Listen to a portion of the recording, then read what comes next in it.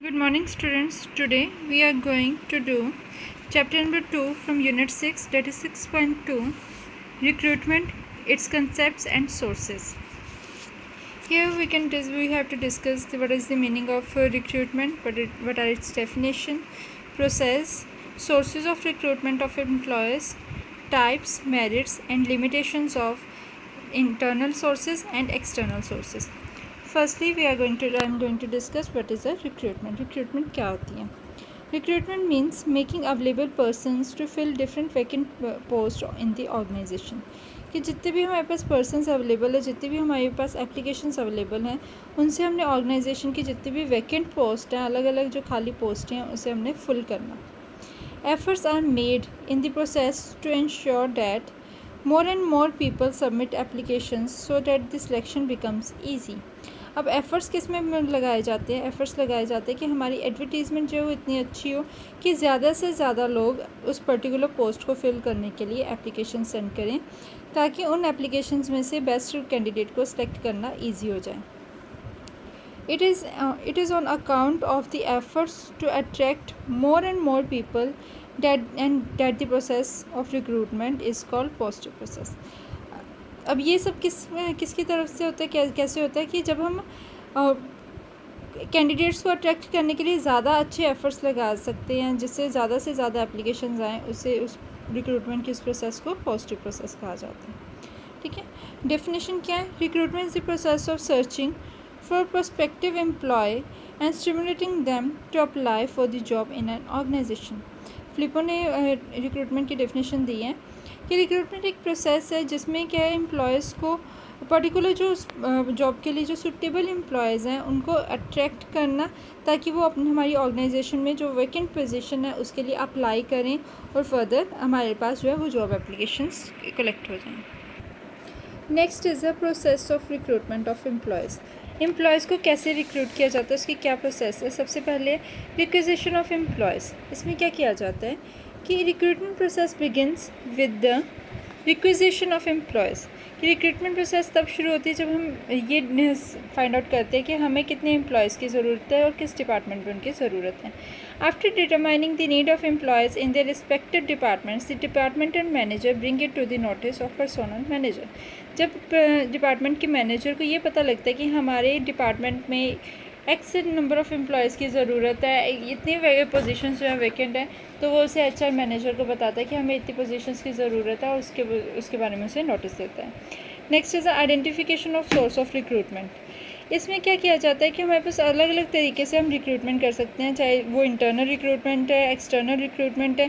तो उनमें से हमने कौन सा जो रिक्रूटमेंट का सोर्स है उसे डिसाइड करना है, उसे यूज़ करना है. On receipt of requisition letter from all the departments, the personnel manager, by virtue of his knowledge and experience, decide about the source from where to make available the personnel processing different qualification.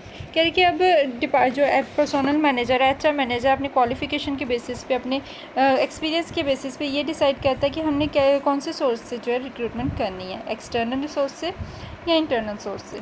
Third है invitation to interested people. In the second stage, after finding the sources interested people are invited to apply for the different jobs.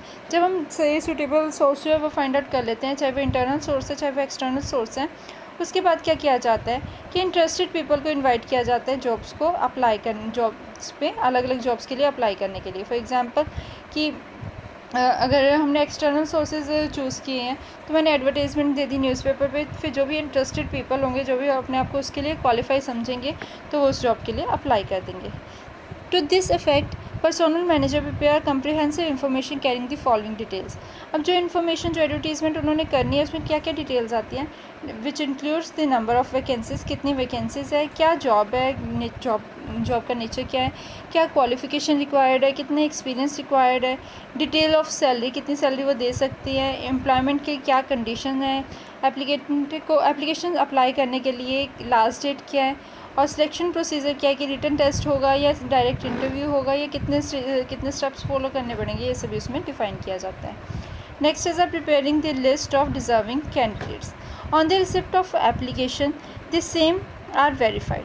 जब हम application receive कर लेते हैं फिर उसके बाद उन एप्लीकेशंस को वेरीफाई किया जाता है कि जो एप्लीकेशंस हमने रिसीव की है क्या वो उसी परफॉर्मा के अकॉर्डिंग है जिस परफॉर्मा जो हमने फॉर्मेट भेजा है, कि जो हमने क्वालिफ़िकेशन रिक्वायर्ड थी उसी क्वालिफ़िकेशन के अकॉर्डिंग लोगों ने एप्लीकेशन भेजी है। जो अनक्वालिफाइड है उन्हें हटा दिया जाता है एप्लीकेशंस को, जो क्वालिफाइड एप्लीकेशंस है उन्हें एक साइड पे रख लिया जाता है। One part consists of those applications which are fulfill all the qualification required by the organization, and other part consists of those applications which do not fulfill the requisite qualification. एक side पे वो applications कर दी जाती है जो कि पूरे pro forma को, पूरी क्वालिफिकेशन को फुलफ़िल करती है, और दूसरी साइड पे वो एप्लीकेशन जो रिजेक्ट कर दी जाती है, जो परफॉर्मा जो क्वालिफिकेशंस है वो फुलफ़िल नहीं करती, दूसरी साइड पे उन एप्लीकेशंस को रख दिया जाता है। A list of those applicants who process the requisite qualification is prepared. Such eligible applicants alone are included in the selection process. फिर जो एप्लीकेशन हम एक साइड पे रखते हैं जो जिन्होंने क्वालिफिकेशन अपना परफॉर्मेंस जो है वो पूरा अच्छे से फिल किया होता है, क्वालिफिकेशन उन्होंने सही उसे फुलफ़िल करते हैं, तो फिर जो भी गाइडलाइंस है उसे फुलफ़िल करते हैं, तो उन एप्लीकेशंस को फर्दर सिलेक्शन प्रोसेस के लिए रखा जाता है। Next topic is the sources of recruitment of employees. अब कंपनी के पास रिक्रूटमेंट के क्या क्या सोर्सेज होते हैं। सोर्सेज को 2 पार्ट्स में डिवाइड किया जाता है, that is internal sources and external sources. Internal sources में आ जाते हैं जैसे ट्रांसफ़र होगी, प्रमोशन होगी, ले ऑफ हो गई। ट्रांसफ़र में क्या आता है, it refers to the transfer of an employee from one department और branch to the another department और branch on the same post. Transfer का मतलब है जब एक पर्सन को एक ब्रांच से उठा के दूसरे ब्रांच पे भेज दिया जाता है सेम पोस्ट पे, या एक डिपार्टमेंट से दूसरे डिपार्टमेंट में भेजा जाता है, तो उसे क्या कहा जाता है, transfer. This procedure is usually followed when some employees are surplus in one department and there is shortage of similar type of employees in another department. ये प्रोसेस कब फॉलो की जाती है, जब सेम क्वालिफ़िकेशन, सेम जो है same qualities का employee 2 departments में चाहिए होता है, और एक डिपार्टमेंट में सरप्लस एम्प्लॉयज़ होते हैं और दूसरे डिपार्टमेंट में कम एम्प्लॉयज़ होते हैं, तो एक डिपार्टमेंट से जो एक्सेस एम्प्लॉयज़ हैं उसे निकाल के दूसरे डिपार्टमेंट में भेज दिया जाता है। Next is a promotion. It is the process by which an employee working at a lower level rank is appointed to the upper rank where his responsibilities increase, his status and salary is also enhanced. अब इसमें क्या है, promotion में क्या होता है, जब एक पर्सन काफ़ी अच्छा काम कर रहा है पर वो लोअर पोस्ट पे काम कर रहा है, वो बाकी एम्प्लॉय से अच्छा काम कर रहा है, तो उसे प्रमोट कर दिया जाता है, उसे अपर रैंक पे भेज दिया जाता है, जिससे उसकी रिस्पॉन्सिबिलिटीज़ भी बढ़ती हैं, उसकी स्टेटस भी बढ़ता है और उसकी सैलरी भी इन्हांस होती है। The post can be filled by sending an inefficient employee at some lower position is known as recruitment by demotion. पर कई बार क्या होता है कि कुछ एम्प्लॉयज़ जो अच्छे से काम नहीं कर रहे, जो उनसे रिज़ल्ट है, डिज़ायर्ड रिज़ल्ट है, वो दे पा रहे, तो उस केस में क्या किया जाता है, एक एम्प्लॉय को जिस पोस्ट पे वो काम कर रहा है उससे लोअर पोस्ट पे भेज देते हैं, उससे क्या कहते हैं, recruitment by demotion. Third is a lay off. It refers to temporary separation of the employee from the employer on the initiative of the latter. In the most cases the lay off takes place due to lack of work. कह रही कि जब काम की कमी होती है तो उस केस में क्या किया जाता है कि एम्प्लॉयर जो है वो एम्प्लॉयज़ को काम से एक बार छुट्टी दे देता है, एक बार टेम्परेरी जो है कुछ समय के लिए सेपरेट कर देता है, छुट्टी दे देता है, और फर्दर उसे जब भी काम जब बढ़ जाता है तो उस टाइम पे उसे फिर बुला लेते हैं। There is a clear understanding between the employer and the employees that the preference will be given to that employee as and when the work will be available. That's by recalling the laid off employees vacant position में be filled. तो इसमें क्या होता है कि employers और employ में आपस में एक अंडरस्टैंडिंग होती है कि जब भी उन्हें दोबारा काम, जब ऑर्गेनाइजेशन में काम बढ़ेगा तो फर्स्ट प्रेफरेंस जो है उन्हीं एम्प्लॉयज़ को मिलेगी जिन्हें वो निकाल रहे हैं। ठीक है, इस केस में जो सैलरीज वगैरह उसे भी रोक दिया जाता है। Merits and limitations of internal recruitment. अब इंक्रीज़ इन मोटिवेशन इंक्रीज़ होता है, जैसा एक पर्सन को प्रमोट किया जा रहा है, एक पोजीशन से बढ़ा के दूसरे पोजीशन, अपर पोजीशन पे भेजा जा रहा है, तो एम्प्लॉयज़ जो अपना काम अच्छे से करते हैं, मोटिवेट होकर करते हैं कि मे बी हमें जो है नेक्स्ट टाइम हमारी प्रमोशन हो जाए। नेक्स्ट इज़ इंडस्ट्रियल पीस, क्योंकि ऑर्गेनाइजेशन में सारा प्रमोशन हो रही है या फिर उनके ट्रांसफ़र की जा रही है, तो इसमें इंडस्ट्री में शांति बनी रहती है कि बाहर से लोग आएंगे या फिर बाहर से लोगों को बुलाया जाएगा, कितना खर्चा होगा, सिलेक्शन प्रोसेस में कितने टाइम वेस्ट किया जाएगा। तो यहाँ पे क्या इंडस्ट्री में पीस बनी रहती है, शांति बनी रहती है और लोगों को नई चीज़ें सीखने का मौका मिलता है।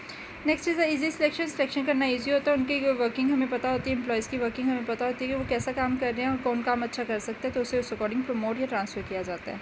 No need of induction, workers को एम्प्लॉयज़ को दोबारा से इंडक्शन नहीं करने की ज़रूरत पड़ती, इंडक्शन नहीं देने की ज़रूरत पड़ती, मतलब उन्हें इंट्रोड्यूस नहीं करवाना पड़ता वर्किंग एनवायरनमेंट से, क्योंकि जो पुराने एम्प्लॉयज़ हैं, इंटरनल प्रोसेस है, पुराने एम्प्लॉयज़ या फर्दर प्रमोट या ट्रांसफ़र किए जा रहे हैं तो उन्हें इंडक्शन देने की ज़रूरत नहीं होती।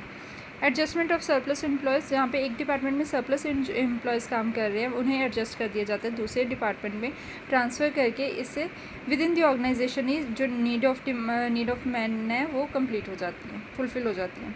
नेक्स्ट इज़ इकोनॉमिकल सोर्स है, क्योंकि इसमें हमें एडवर्टीज़मेंट पे या फिर उस पर सिलेक्शन करने के लिए, टेस्ट वगैरह लेने के लिए जो एक्स्ट्रा कॉस्ट है वो स्पेंड नहीं करनी पड़ती है, ये जो लो कॉस्ट लगती है। और जो एम्प्लॉयज़ हैं उनकी वर्किंग हम रेगुलर चेक कर रहे होते हैं, तो उसी के बेसिस पे उन्हें प्रमोट कर दिया जाता है या ट्रांसफ़र कर दिया जाता है। Next are the limitations. अब इसमें लिमिटेशंस क्या हैं? Stop the entry of young blood, जो बाहर के जो न्यू फ्रेशर्स हैं जिनके पास न्यू आइडियाज़ होते हैं, जो अपने काम जो है ज़्यादा एबिलिटी से अपने काबिलियत से कर सकते हैं, उनकी जो एंट्री है उन्हें उन पर स्टॉप लग गया, उन्हें वो नहीं एंटर करने देते। Employees become lethargic. Internal source of recruitment creates a definite feeling of promotion among the employees. This feeling makes them lethargic and it affects their performance. कह रहे कि एम्प्लॉयज़ को पता है कि अगर मैं सबसे अच्छा काम कर रहा हूँ, बेशक आपकी क्वालिटी नहीं है पर फिर भी मैं अच्छा काम कर रहा हूँ तो मेरी प्रमोशन होगी ही होगी। इस केस में क्या है कि एम्प्लॉय घमंडी हो जाते हैं और अपनी उनकी परफॉर्मेंस भी इसके अकॉर्डिंग इफेक्ट करती है। Not available in new organisation, जो न्यू ऑर्गेनाइजेशन में जो नई अभी एस्टेब्लिश ऑर्गेनाइजेशंस हैं उसमें ये मेथड अप्लाई नहीं करता, क्योंकि उनके पास से पहले से ही जो एम्प्लॉयज़ हैं उनकी कमी चल रही होती है। Sense of competition among employees hampered. अब एम्प्लॉयज़ के बीच में आपस में कंपटीशन रहता है, कंपटीशन होता है कि मैं अच्छा काम करूँ या मैं अच्छा काम करूँ, इसकी वजह से जो वो अपना बेनिफिट सोचते हैं बल्कि कंपनी को इग्नोर कर देते हैं। कंपनी का जो इम्पोर्टेंट गोल है, वो कॉमन गोल है, उसे अचीव करना भूल जाते हैं। Frequent transfer hit productivity negatively. कह रहे कि अगर किसी पर्सन की बार बार ट्रांसफ़र की जाए तो उसकी वजह से कंपनी की जो प्रोडक्टिविटी आउटपुट है उस पर भी असर पड़ता है, क्योंकि एक पर्सन जहाँ पे एक डिपार्टमेंट में एडजस्ट होने की कोशिश कर रहा होता है तो उसे ट्रांसफ़र करके दूसरे डिपार्टमेंट में भेज दिया जाता है, तो उसकी वजह से उसकी जो प्रोडक्टिविटी है वो जिस डिपार्टमेंट में काम कर रहा है उसकी प्रोडक्टिविटी डिक्रीज़ हो जाती है।